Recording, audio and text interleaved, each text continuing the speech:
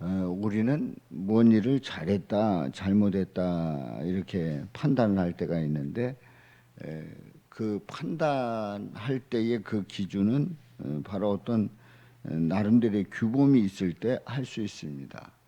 잘했다, 못했다. 그러니까 어떤 기준에 의해서 잘했다, 못했다 얘기하는 거죠. 아이들 중에 말과 행동에 통제가 되지 않는 세상 편한 그런 경우가 있죠. 그럴 때에 중요한 것은 요즘 뭐 무슨 학교에 그 학생 인권 조례 해가지고 야단이 나더니 결국 사단이 났습니다. 학생들의 인권 조례가 그렇게 중요하다고 하면 교권도 중요한데 교권 중요한 거는 안중에도 없다 보니까 결국은 요즘 여러 가지 일들로 말이 많습니다만은 이제 중요한 것은 본인이 말하고 행동하고 보니까 어느 영상을 봤더니 선생님이 강의를 하는데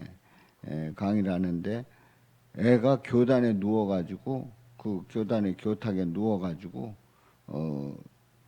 그 선생님을 찍는지 어쩌는지 핸드폰을 하고 있는 거예요. 야, 근데 그거 얘기했다가 큰일 난다는 거예요. 그거 얘기하면 학생의 마음을 뭐 다치게 했대나 뭐 해가지고 학생 인권으로 해서 선생님이 불려간다는. 뭐 이렇게 된 결정적인 이유가 뭡니까? 본인의 말과 행동이 규범이라 생각을 하는 거죠. 그리고 이제 부모도 선생님에 대해서 그런 예전에는 선생님이 뭐 빠따를 쳤다 뭐 했다 해가지고 얻어맞기도 하고 그래도 아무 소리 못하고 선생님이니까 하는 그런 생각이었는데 지금 이제 전혀 그렇지 않단 말이지요. 그러니까 이 규범이 완전히 흔들렸기 때문에 그렇습니다. 결코 잘하는 일은 아니지요. 더불어 사는 사회에서 너무 넘지 말아야 될 선이 있다는 걸 알 수 있습니다. 바로 규범이고 나름대로의 규칙입니다. 근데 율법이 들어온 이유가 뭐냐 하는 거지요. 우리가 율법 완성에 대해서 15주째 은혜를 나눴습니다마는 15주 동안에 함께 은혜를 나누면서 함께 말씀을 나누고 있는데요. 하나님께서 율법을 주신 이유가 뭐냐, 율법이 들어온 이유가 뭐냐 하는 것을 오늘 20절에서 말씀을 하고 있습니다. 율법이 들어온 것은 범죄를 더하게 하려 함이라. 율법이 들어온 것은 범죄를 더하게 하려 합니다. 그러니까 율법이 들어왔다는 것은 범죄인 사실을 확인시키고 있다고 하는 얘기예요. 그러나 죄가 더한 곳에 은혜가 더욱 넘쳐나니, 죄가 더한 곳에 이제 심판이 넘쳐나니, 화가 넘쳐나니, 그게 아닙니다. 은혜가 넘쳐나니 이렇게 말씀하고 있습니다. 우리는 이 말씀을 상식으로 이렇게 우리가 풀어간다고 하면, 그러니까 이 말씀을 성경 말씀, 오늘 본문 20절 말씀으로 보는 게 아니라 우리가 상식선에서 그냥 생각을 하면은 율법이 들어온 것은 범죄를 더하게 하려 함이라 이런 게 아니고, 이렇게 말하지 않고 율법이 들어온 것은 죄가 없게 하려 함이라. 이게 이제 상식적인 거죠. 이게 맞는 거예요. 그리고 그러나 죄가 더한 곳에 은혜가 넘쳐나니 이렇게 말씀하는데, 죄가 더한 곳에는 화가 더욱 넘쳐나니 이렇게 기록을 했어야 되는 거죠. 우리의 상식에 의하면.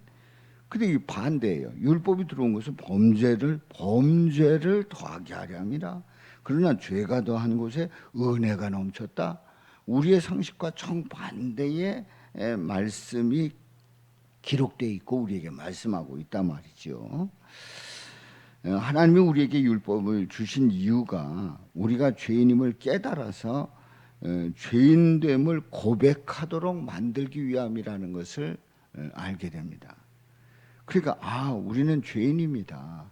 우리는 하나님 앞에 죄인입니다라고 하는 그 고백을 하게 하고 있다는 거죠. 이제 죄로 말미암아서 철저하게 어제 말씀에서도 보았습니다마는 이 죄로 말미암아서 우리는 철저하게 무능력함을 경험할 수밖에 없다는 거죠. 그렇구나. 내가 죄인이구나. 내 이 죄인이 무엇을 할 수 있는가 하는 그 무능력함을 경험하게 하는데요. 바로 이 무능력함, 이 연약함, 이 절망감을 경험하는 그 이유가 뭡니까? 바로 예수님이 주시는 은혜가 더욱 크게 다가올 수 있는 거지요. 나는 무능력하다. 이거 없는 사람들은 그야말로 나는 능력이 있다. 나는 얼마든지 내 의로 살아갈 수 있다. 나는 법 없이도 산다 하는 그러한 사람들은 예수님이 주시는 그 은혜를 사모할 필요도 없고 바라볼 필요도 없고 그야말로 하나님께서 주시는 은혜입니다라고 말할 이유가 없는 거예요. 내가 유능해지면 다른 사람의 도움이 필요가 없습니다. 혼자 다 할 수 있다고 하는 그런 생각, 그 자신감, 그리고 열정이 넘치는 거죠. 그 나름대로의 열정이 넘치는 거예요. 자, 우리가 모든 일에 철저하게 무능력해질 때 전능하신 주님이 그때부터 일하기 시작하게 되고 그때 역사하실 줄로 믿습니다. 그래서 예수님은 모든 것을 아시는 분이고 생사화복을 주관하시는 분입니다. 이 모든 것을 다 다스리시는 분이에요. 주관하시는 분이에요. 세상의 상식은 무능력을 철저하게 배제시킵니다. 철저하게 배제시켜요. 그러나 예수님은 우리가 무능력해질 때에, 연약할 때에 오히려 우리 예수님은 기뻐하신단 말이에요. 우리 예수님은 우리가 의롭지 않기 때문에 의롭지 않은 그렇게 고백하는 그런 자녀들을 사랑하십니다.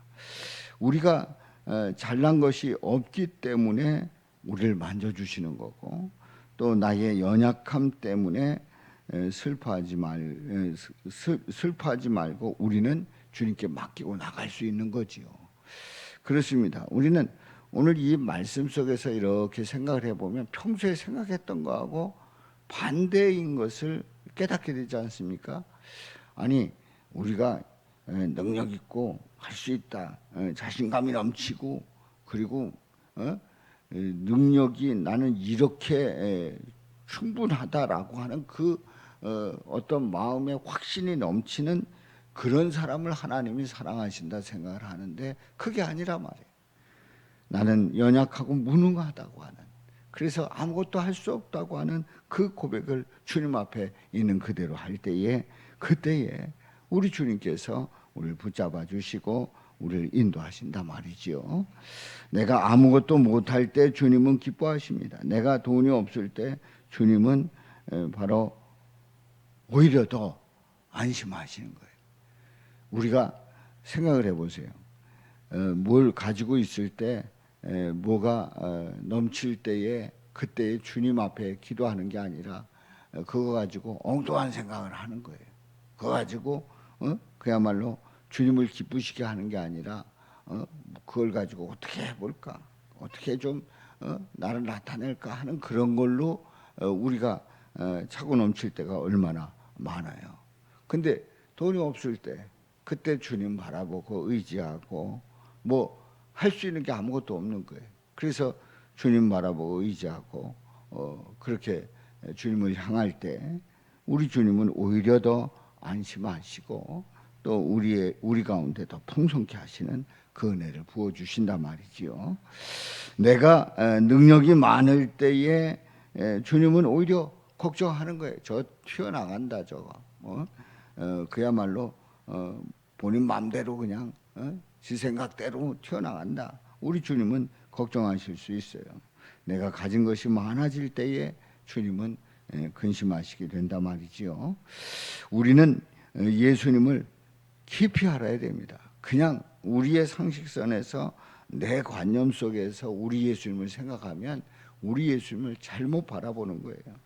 우리 예수님과 동의하는 방법이 무엇인가? 그래서 우리는 연약함을 고백하고 가진 것 많이 있다고 할지라도 가진 것 많이 있다고 할지라도 이것은 내 마음대로 할 수 있는 게 아니라 우리 주님께서 원하시는 그 일에 내가 드려지기를 원합니다 하면서 우리 주님께 맡길 때에 우리 주님은 그 가운데서 일을 이루시고 역사하십니다. 그렇습니다. 우리에게는 예수님이 있어도 되고 없어도 되고 그런 분이 아닙니다. 내가 능력이 있을 때 예수님은 필요 없고 능력이 없을 때에 그때만 필요한 그런 분이 아니라 또 우리가 가진 것 있을 때 가진 것 많을 때에 주님의 도우심 필요 없고 가진 것 없을 때만 주님이 필요한 게 아니라 어느 때든지 상관없이 내가 능력이 있다고 할지라도 우리 주님은 나를 사용하시길 원하고 내가 능력이 없다고 할지라도 우리 주님은 우리를 더 귀하게 존귀하게 사용하신단 말이죠. 내가 가졌을 때에 우리 주님은 그걸 통해서 하나님은 영광 받으시길 원하고 내가 없을 때에 없는 그대로 다 받아주신단 말이에요. 그래서 우리가 예수님을 생각할 때에 내 관점에서 우리 주님 바라보지 아니하고 우리 주님이 우리를 어떻게 생각하시는가 예수님을 깊이 생각하고 주님 바라보면서 주님 의지하면서 오늘도 변함없이 우리를 사랑하시고 복되게 하시는 그 사랑을 고백하며 주님 바라보며 나가시기를 우리 예수님을 깊이 알아가시기를 주님의 이름으로 축원합니다.